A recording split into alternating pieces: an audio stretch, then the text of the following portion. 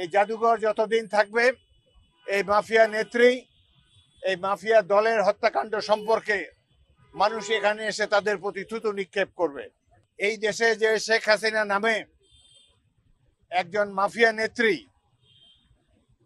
ভুয়া পাতানো নির্বাচনের মাধ্যমে তার গোষ্ঠীর রাজত্ব কায়েম করেছিল, লুটপাট চালিয়ে গিয়েছে 16 বছর ধরে, তারও একটি চিত্র আপনারা দেখতে পাবেন।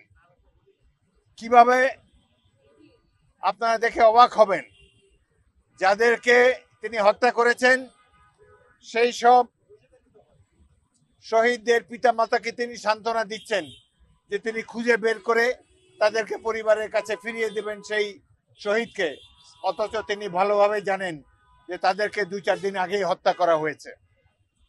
অভিনয় পারদর্শী এই নেত্রী বাংলাদেশের ইতিহাসে চিরকাল কলঙ্কিত হয়ে থাকবেন।